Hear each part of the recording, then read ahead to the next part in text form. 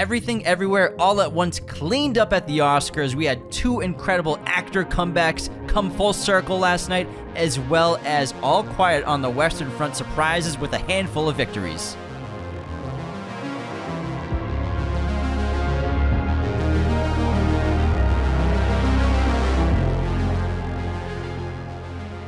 Hello, movie friends. Welcome back to Raiders of the Lost podcast, the ultimate film and TV podcast.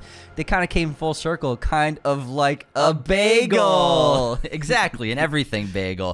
What an award ceremony. This was a pretty solid Oscars presentation in terms of the show. The 95th Academy Awards. It's crazy how close we are to 100, but in terms of like comparatively the last 5-10 years, this was a very solid show, especially the controversy surrounding last year's. The jokes were pretty solid, really good zingers in there, very safe for the most part. Jimmy Kimmel got his Matt Damon jokes in there. What did he say about Matt Damon? I missed it. He was talking to Jessica Chastain, and he said it's rumored that like he smells like a dog, and they feed him peanut butter on set for The Martian because they're both. Oh, and then she said I didn't share any scenes with him. Yeah. Gotcha. Because So- I caught Chastain, but I didn't hear what he said. The jokes were pretty solid. I thought the opening monologue was pretty good. I was surprised because I'm not the biggest Jimmy Kimmel fan, but his monologue it was pretty good. There were some really good jokes in there. Overall, this was it seemed short, or not short. It seemed like it ran on time. It was efficient. It was moving, and I think that they got that going early on. Like, let's get this moving. Get up here, get on stage, do your speech, but then get off the stage. We have a long show, but I think they were just being funny with it and having a good time with telling people to just hurry up. Also, I think a thing that they saved a ton of time is when, you know how they, throughout the show, they'll show like a trailer for each Best Picture nominee throughout the course of the show. Generally, in the past, they've had someone come out on stage, describe the film, and then they show a like sizzle reel, and that takes 2 to 3 minutes every time. But in this case, they just literally just started the trailer. It just announced it over the speakers. Avatar, Best Picture nominee, played the Avatar sizzle reel. So I think that cut down on a lot of wasted time in the past when you have someone walk up, describe the film, that takes a while, and then they would have like a 30-second sizzle reel. So they definitely made this show very trim, very efficient, and it ended at 8:37, so it was a 3.5-hour show. So probably the fastest Oscars I think I've ever seen. Well, maybe it just felt fast. I don't know if we can confirm or deny whether it was the fastest. It's a fact. Fact check true. He literally didn't even look anything up, but it felt like it was efficient as hell. Yeah. And I'm surprised how early it ended because I feel like it does usually go over. But I thought it was a good time. We had a Discord watch party. We had a bunch of people. It's a new annual thing we started last year. On the Discord, all of our patrons are on there that are in the minimum tier of $10. So if you want to join our Discord, go to patreon.com/Raiders of the Lost podcast. You can become a patron there and get access to our Discord. We do watch parties all the time, but it was a blast hanging with everybody for 3.5 hours throughout the show. And what a bunch of great winners and upsets here and there. But overall, I think that a lot of the wins were basically in the bag. It felt like a lot of the people or a lot of the favorites won. I honestly can't disagree with any of them except for one, because every Oscars there's always, if there weren't already snubs from lack of nominations, but then there can be a snub if someone doesn't win who was a favorite to win. So every year there usually are a handful of movies or performances or technical categories that kind of go under the radar and don't win when they are wanted to be won. And I think in this case, there was only one award that was won that I thought was kind of like out of nowhere. I think every other award that was won was so well deserved. I was really impressed. I expected Everything Everywhere to clean up, but I was really impressed with it winning 3 acting awards. I can't think of another time in Oscars history when a movie won 3 acting Oscars. Someone's gonna have to fact Google check, that. Or not fact I can't check, think but of let it us know off the top of my head. I like just winning 2 awards for acting is crazy, but to win 3, that is something I'm not sure I've ever seen before. I know it's probably going to be one of the big 5, but maybe not. I don't know. No, the big 5, they never won. They didn't win supporting. 2, yeah, they just both. The big 5, you have to be the lead categories. Lead actors and lead actresses. But even in those movies, it's usually it's not a huge ensemble. There's cast. never usually a huge supporting actor in that role. So I found that so impressive for the actors of that film. And then I think that it was so well deserved for the Daniels to win screenplay and for Best Director as well. Best Picture, I figured it was a shoo-in for Everything Everywhere. It has a lot of steam going for it. It was such an original film. So much fun. Never seen anything like it before. It was just like a refreshing storytelling. I think that it was really great for the Academy to embrace it this year. Yeah, especially embrace a sci-fi action movie. Yeah. That has so much heart, obviously, and so much emotional Well, the movie depth. works because of the heart. It has so much heart and so much emotional depth, but give it to a genre movie. And that sci-fi genre, of course, sci-fi films have won, but there's always that stigma against horror movies, against science fiction movies for Best Picture. Maybe sometimes get nominated, but they very seldom win that award. It's really cool to see the Academy embrace a genre movie like that and give it the win. Yeah, like what's like your biggest what are you most mad about a sci-fi film not winning or getting nominated? I would say in general something like Inception not getting a nomination. Like it doesn't have to win, but like recognize great science fiction films like they have in the past. I love science fiction; it's my favorite genre, and I think this is a really important film for the Academy to embrace for film going forward because it's so loved by young film goers and, millennials, Gen Z, whatever the generation is below Gen Z. I got called out on Instagram recently for saying kids younger than Gen Z are Gen Zs. I have no idea, but if you want to Google it, go for it. I don't know right now. I thought Gen Z was the youngest right now, but there's a No, they're younger. There's a tier below them. Yes, there is. But how about, before we get into the awards, I would say every year there's always snubs in terms of nominations. Number one was Greg Fraser not getting a nomination for cinematography with The Batman. I thought that was a massive snub. And obviously there's still that stigma against comic book movies for the Academy. For the most part, obviously Black Panther has been nominated for Best Picture.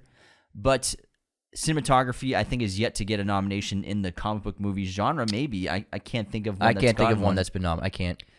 But in terms of what Greg Fraser did for that movie, it's so artistic, so incredible, just because of the genre. Wait, Blade was nominated. Just kidding. I think that's probably why it didn't get a nomination. And also, I know Jacob and everyone's going to crap on me for saying Tom Cruise not getting an actor nomination. I don't think Tom Cruise should have won Best Actor, but a nomination I think was incredibly deserved for what he did for film in the year. Obviously, it's not the most flashy performance for a character with Pete Maverick. But, Pete Mitchell Maverick. You're right, yeah. Pete Maverick guy. Mitchell. It's the same fucking guy. Same name. Yeah, whatever. They all doesn't matter what or you say. Pete Maverick Mitchell. But what he did for film and cinema and theaters in 2020 with Top Gun Maverick and with that character was so important. That's why I think it was such a huge snub. Well, so I don't mind him not getting nominated for actor, but it is something to be said about what he does as a performer, because a lot of attention will be put on an actor if they learn an instrument or learn how to sing or do something like that, and then they'll get a lot of attention for their performance, like Jamie Foxx doing the Ray Charles film, and then Austin Butler doing such a great job performing as Elvis, and those are just two Rami examples. Rami Malek for Bohemian Rhapsody. And so I suppose that people don't look at stunt work in the same regard, whereas stunt work is just as much a skill that takes a lot of effort and so much work and discipline to master, and to the point where I think that there should be a stunt category in the Oscars. Hopefully, someday in the future, they'll add a stunt category with both stunt actors and stunt coordinators, because it's so instrumental to these films that we love.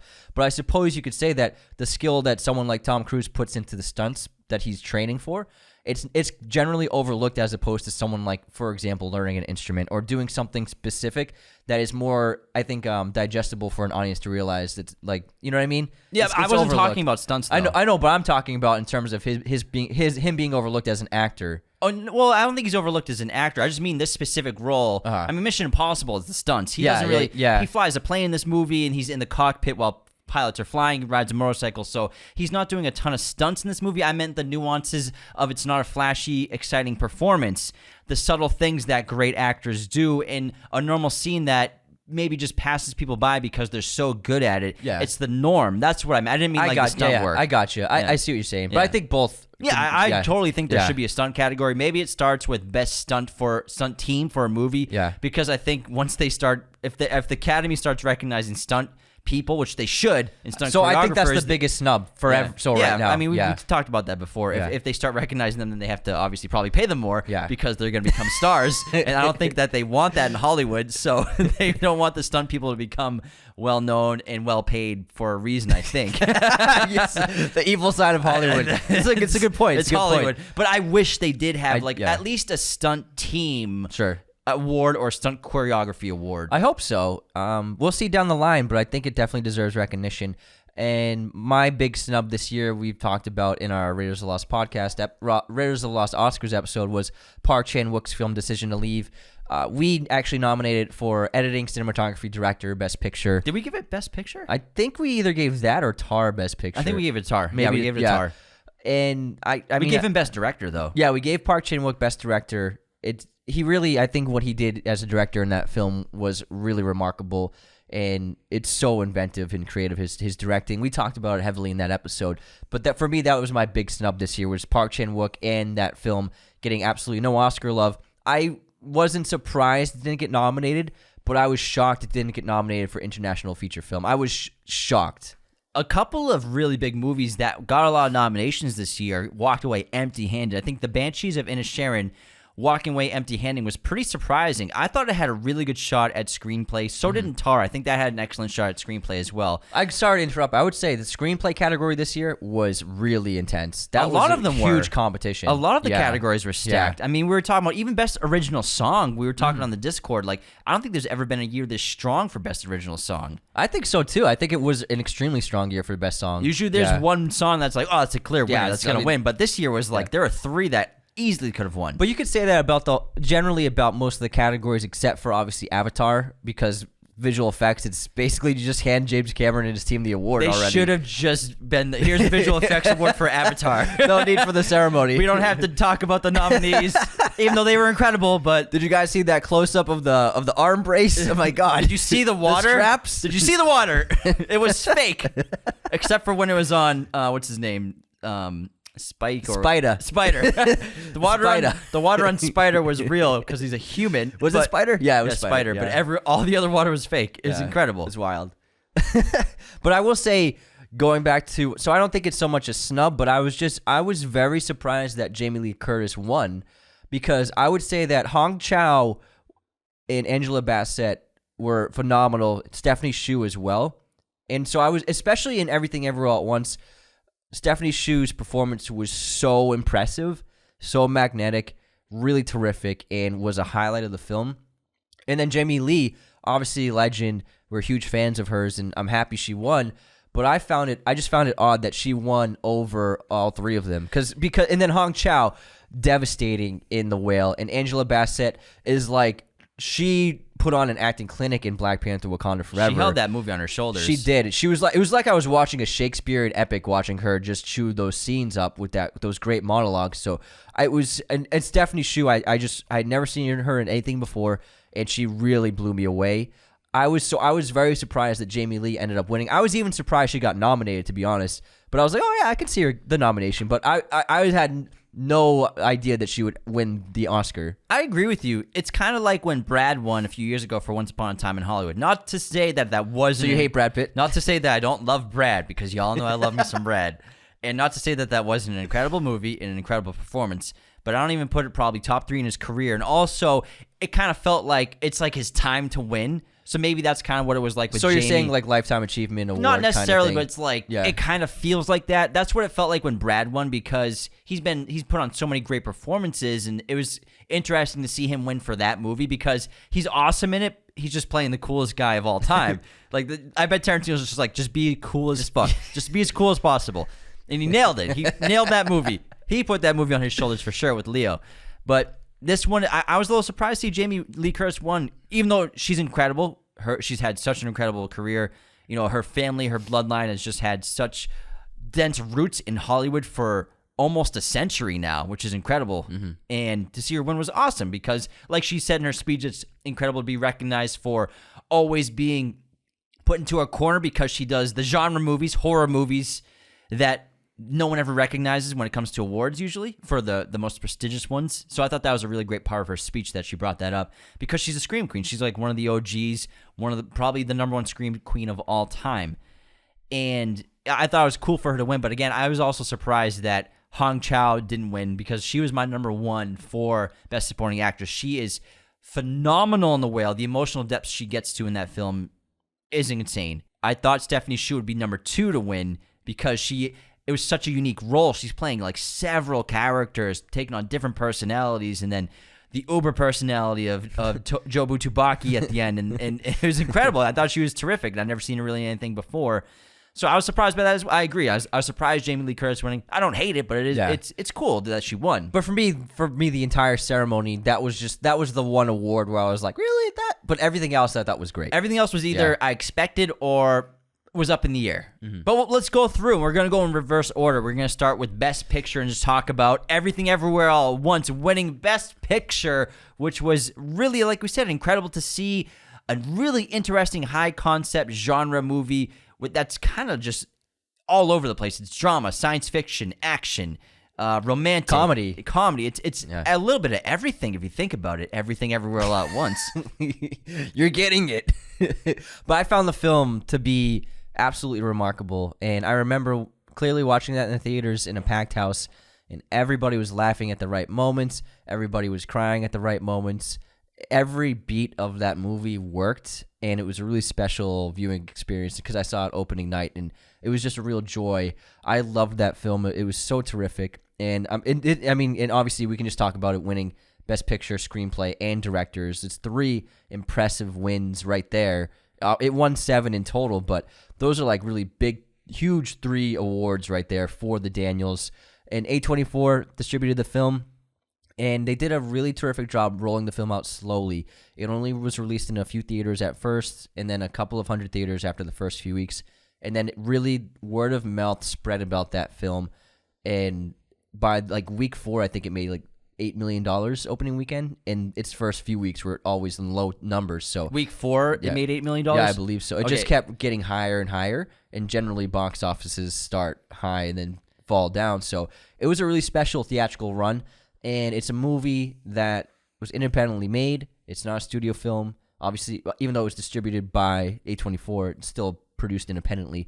And it was just a really special film. The Daniels deserve every award they've won so far, and they definitely deserve the awards they won last night. It was a very impressive showing, and they just seemed like really sweet guys who love storytelling and love the craft of filmmaking, and you could see it in their speeches. You sound so nasally right now, dude. I am a little sick. I have a cold. You are like, oh, you have a cold. Yeah. Oh, yeah, I gave you some allergy medication. You were sounding like worse, more nasally than me. Yeah. You're like, hey, I'm Anthony, and I like the movies. That's why I was messing up during the Discord saying ridiculous things. Oh, yeah, that's why. Yeah. Because I have a head cold. The allergy medication, the ridiculous incorrect things you said. Let's move on to Best Lead Actress went to Michelle Yeoh, a heavy favorite, just like Everything Everywhere All at Once was for Best Picture. I think Michelle Yeoh deserves the world. She's won pretty much every award this year. It was heavy competition, though, because, Cate Blanchett was phenomenal in Tar. I could have easily seen it going to her. And then Michelle Williams was terrific in Fabelmans, and Armas for Blonde, Andrea Riseborough for Leslie.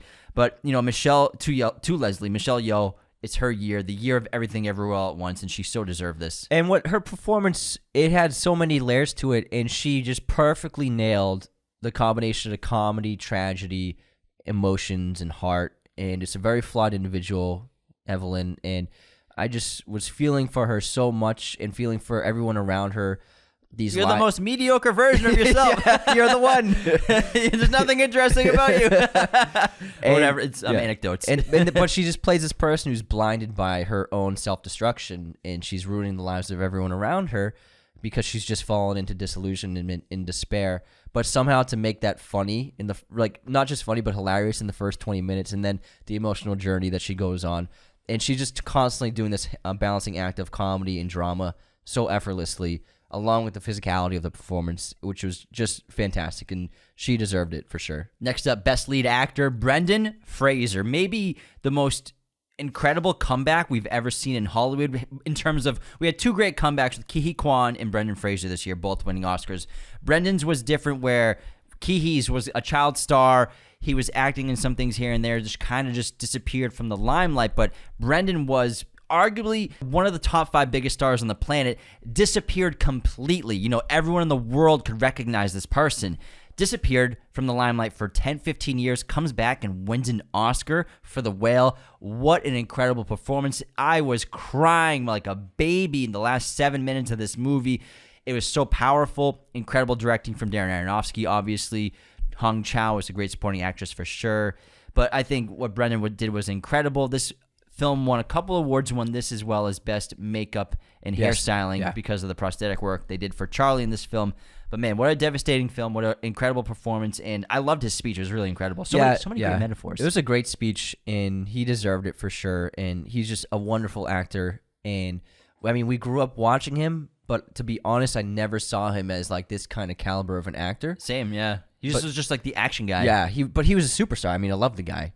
But I never saw him as like an awards contender kind of actor. But then he clearly put everything into this role, and I'm sure he wanted to prove to the world that he had something that nobody knew about, and that he had it in him to do something like this. And seems to have been his motivation to really give it everything he had. And in Aronofsky, it just happened to be just like things working together, working at the right moments and clicking. And it was a terrific combination of actor and director. I will say one of Kimmel's best jokes of the night when he said 2 actors from Encino Man were nominated for Academy Awards and eventually won. Yeah.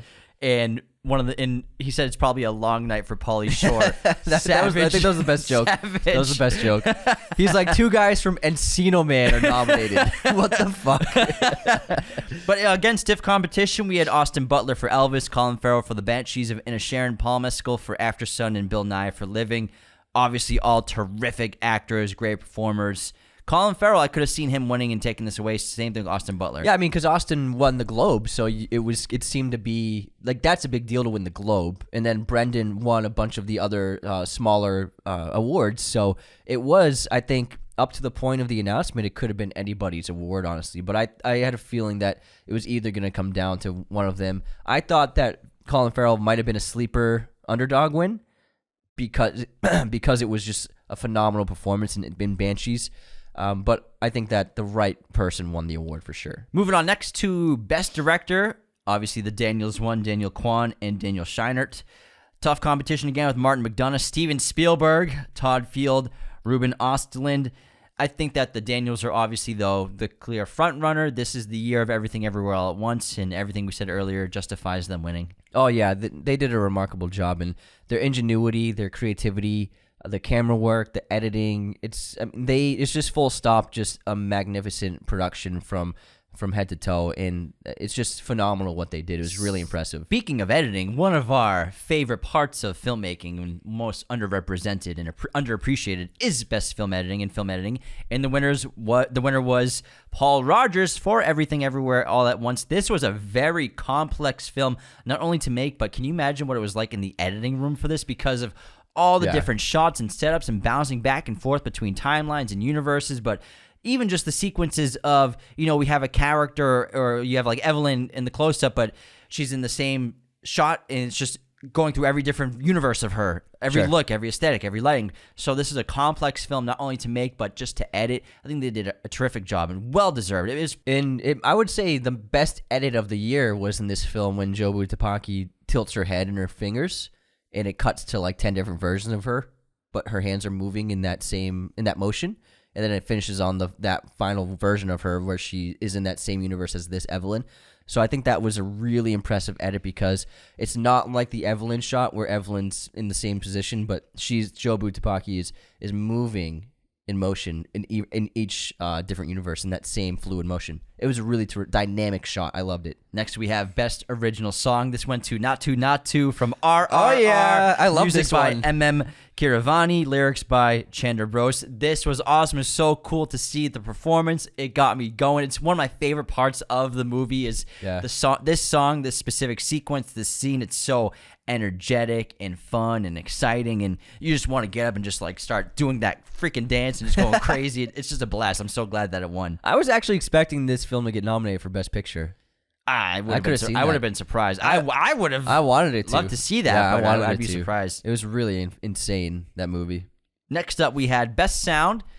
Top Gun Maverick, baby. We got one. You got it. We got one. It. This went to Mark Weingarten, James H. Mather, Al Nelson, Chris Burden, and Mark Taylor for Best Sound. This was a stiff competition as well. I mean, besides Top Gun Maverick, we had All Quiet on the Western Front, Avatar, The Batman, and Elvis going for this category. I think this movie definitely deserved to win Best Sound just because of the technical speed bumps it had to go through, probably making the sound and recording the sound. And, you're inside fighter jets going Mach 1, Mach 2. You're spanning different continents, so many countries. You're thousands of feet up in the air, as well as just mixing this all together. And if you saw this in either like Dolby Atmos theater or like in a real true IMAX theater, it was a mind-blowing experience, not only because of the visuals that you were seeing, and I would have loved to see this get nominated for cinematography as well because of what they did and never really been done before for a movie, but just the sound of this movie. You could feel everything when the engines turned on, took off. It's so deserved to win Best Sound, in my opinion. And it was really well mixed with the score as well. And the sound design overall was super, super impressive, and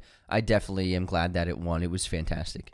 I could feel every moment. I feel the need. The need for speed. So glad they didn't put that in the second film, even though I love that line. They got rid of a lot of cheesy stuff in that film. And he did not walk into a ladies' room.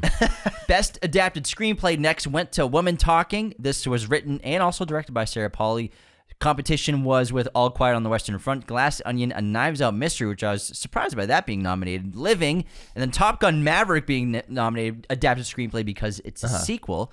And so Sarah Polley winning the screenplay for Women Talking. This is based off of a novel of the same name, and I think it was well-deserved. This is a complex film, and it has a lot of characters. So I think when you have that many characters that have such important dialogue all working together, it's kind of difficult to work them all together and make it super cohesive, adapting from a book into a screenplay, and I think she did a terrific job. And she's also made a couple of really great documentaries. You should check them out. She did one tracing her family line that's really fascinating. On the top of my head, I can't remember what it's called, but it's really good. It came out, I would say, 7 years ago. Then we had Best Original Screenplay. This went to the Daniels for Everything Everywhere All at Once, up against The Banshees of Inisherin, The Fabelmans, Tar, and Triangle of Sadness.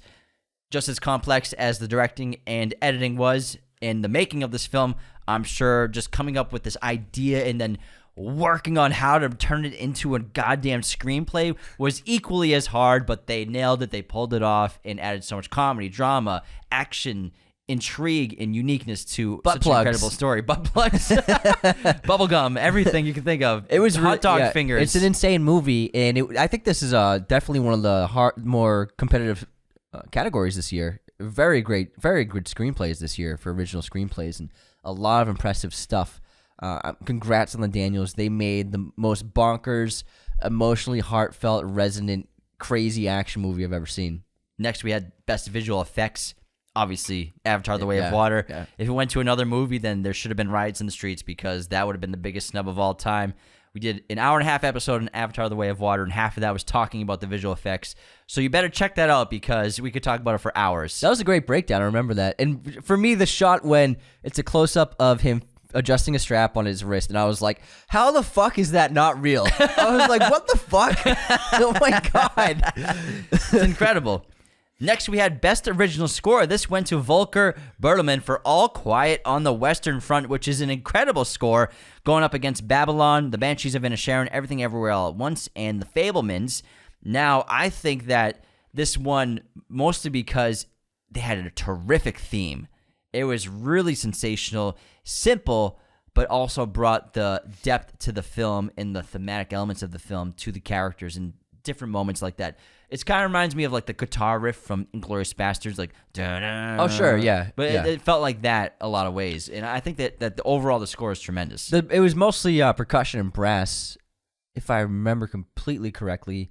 What I found, yeah, and synthy too.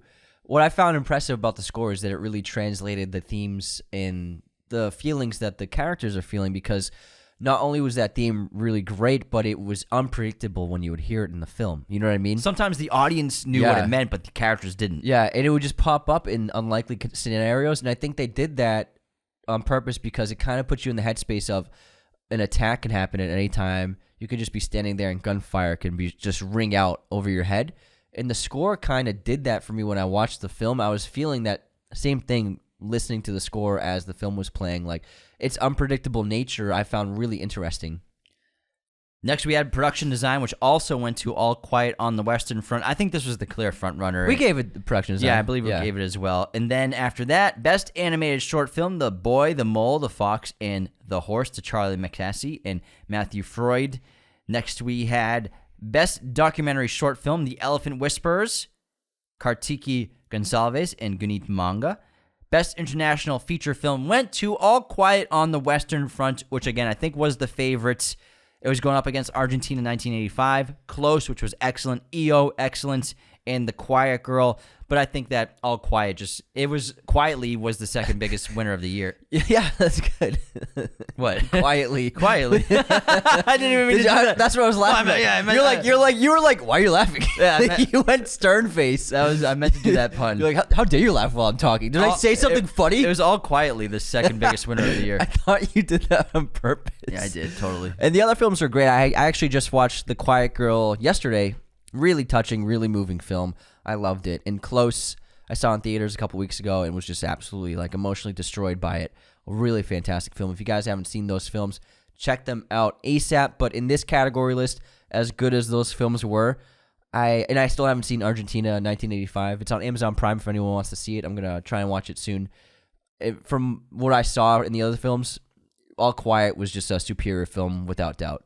Next, we had best costume design, which was awarded to Ruth E. Carter for Black Panther Wakanda Forever, who's been working in the film industry for a while. Got her start working on Spike Lee's films back in the 1980s, up against Babylon, Elvis, Everything Everywhere All at Once, and Mrs. Harris Goes to Paris. This was stiff competition. I mean, that's the term of the day. This was a category that I think was kind of up in the air. I would have seen this going to any one of these. I mean, Babylon, great, obviously, costume design. Elvis was sensational. Mm-hmm. Everything Everywhere All at Once, specifically for Jobu Tupaki and all the different outfits and costume designs for the different universes. So this could have gone up in the air to anybody, but I think it was obviously well-deserved. Wakanda Forever, that was one of the best parts of the film, I think. Oh, yeah, absolutely. But I did say, was looking forward to everything winning this one because it was really creative and unpredictable. And so much fun. But I mean, Black Panther Wakanda Forever, the costuming was remarkable, so it definitely deserves it too. Best makeup and hairstyling went to The Whale for Adrienne Moreau, Judy Chin, and Anne-Marie Bradley. I thought Everything Everywhere All at Once would win this category. It didn't even get nominated. Oh, didn't get nominated? Didn't get a single not a single nomination. A nomination for this. They were up against All Quiet, The Batman, Black Panther, and Elvis. Again, this could have gone to anybody, but, specifically having this intense prosthetic makeup done for one character, when you watch this movie, it's maybe the best prosthetic work I've ever seen in a movie, especially with this kind of suit and this kind of character. I would say for sure, in Darkest Hour with Gary Oldman playing Winston Churchill was uncanny, like how real it looked. And so prosthetics have come such a far way. It's really impressive what they've been able to do. It's like a Mission Impossible mask at this point. Yeah, and then in Colin Farrell as the Penguin in the Batman, it's really stunning what these artists can do. But I agree. I'm shocked that everything didn't get nominated, and I would have been really happy if it won because the makeup. We gave it. Yeah, did we give it? Yeah, we gave best it makeup. Yeah, it was fantastic because makeup and hair, because the hair was phenomenal too. Like Jobu Tupaki's hair in that movie is out of sight. Like, it's terrific stuff. So, but I mean, the prosthetics in The Whale is insane, and they do deserve it for sure. Best cinematography went to All Quiet on the Western Front, which I think was an awesome victory. Went up against Bardot, Elvis, Empire of Light, and Tar. Roger Deakins, sorry you missed out on another Oscar. You've got plenty, though. But James Friend won for All Quiet on the Western Front. He had a very nice speech. Yeah, it was really interesting to learn that he started as an electrician on film sets, but always wanted to make movies. Yeah. But, that's where he came from when he got into the film world doing electric work. That's amazing. For movies, it's so cool. You can start from anywhere, really. Good for him. But it looked incredible. It really did. Yeah, he did a phenomenal job and well-deserved. And I found his speech to be very, very sweet and endearing. Next, we had Best Live Action Short went to An Irish Goodbye for Tom Berkeley and Ross White. Great name. Best Documentary Feature Film went to Navalny for Daniel Roher, Odessa Ray, Diane Becker, Melanie Miller, and Shane Boris. And then supporting actress was Jamie Lee Curtis. We talked about in depth about her win. Congratulations to her. We were a little surprised by it. She's unsubscribed. She's no longer a patron. Jamie Lee Curtis. Sorry, Jamie is Lee. no longer a patron of the show.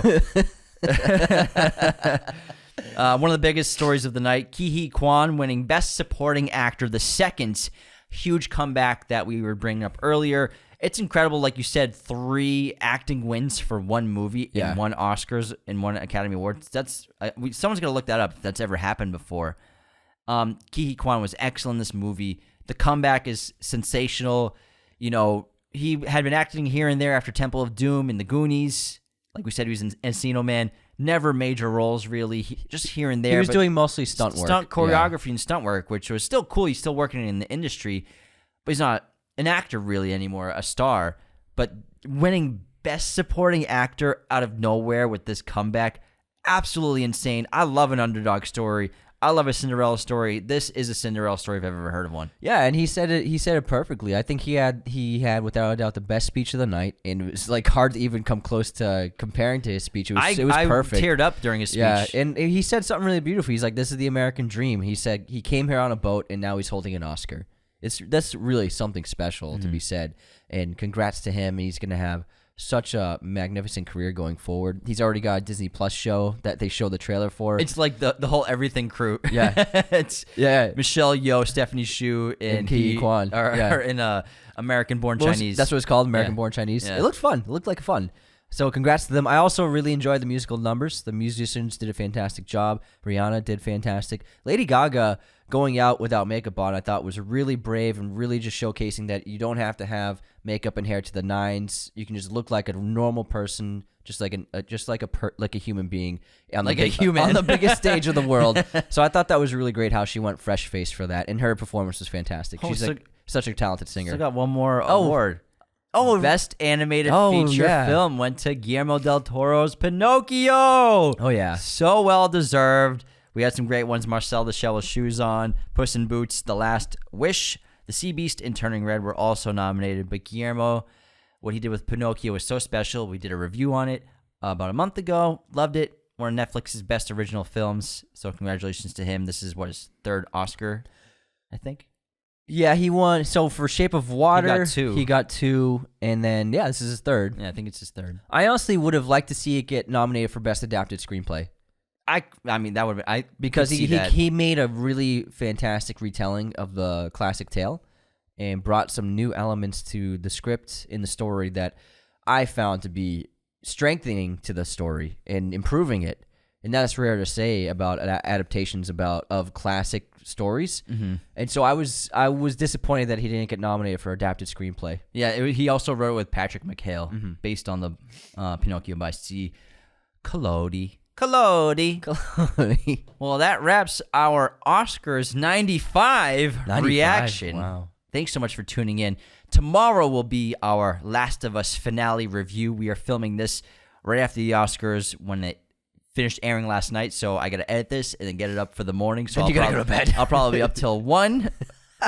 I'm going to go to bed soon. Anthony's going to get to go to bed, but then in the morning we're going to watch Last of Us and record a review of the finale, and that will be up for Tuesday. And then weekly chat on Wednesday.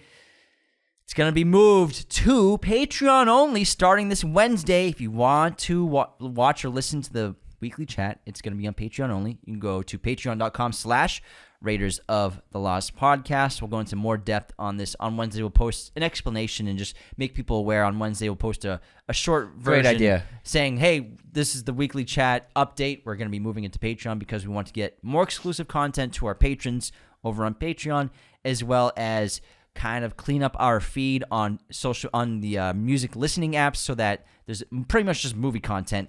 Sometimes we are worried that new listeners won't really understand what they're seeing in terms of all these weekly chats, as well as a lot of our old great episodes are really buried under a lot of these episodes that aren't movie related. So it's been so much fun doing the weekly chat, but that'll be on Patreon now. But we'll still be posting 4 to 5 times a week of free episodes on every platform. Just this week, we have our live show. We're doing that on Thursday. We're posting it on Thursday, the entire live show that we filmed in Los Angeles. in front of a great crowd. So that's going to post on Thursday. It's a terrific episode. It was so much fun, and I can't wait for everyone to see it or listen to it. And then on Friday, we'll be doing a Scream 6 review. Yeah, hopefully if Anthony is not too nasally by that. I can't even breathe out of I'm breathing out of my mouth right now. Yeah, I'm Anthony. I really like I was blowing through tissues during the Oscars. Did you see me? Yeah, I saw you. I saw him come in the kitchen and just pull like 10 tissues out of the box. I'm like, what are you doing? It was 20 tissues. Don't worry about it, man. Anyways, thanks for tuning in, everybody. Again, become a patron today at patreon.com/Raiders of the Lost Podcast. For as little as $2, you have access to weekly bonus episodes and the weekly chat. Take care, everybody. Have a great day. See you next time. This episode of Raiders of the Lost Podcast was executive produced by our chosen one patrons: Luke Exelston, Tyler McFly, Darren Singleton, Anthony DeMeo, Becca Keene, Cody Moen, Benjamin Cook, Calvin Cam, and Chandler Johnson. Thank you so much for supporting our show. Raiders of the Lost Podcast is a mirror image production. Sound mixing done by Jacob Kossler. Opening music by Chase Jackson.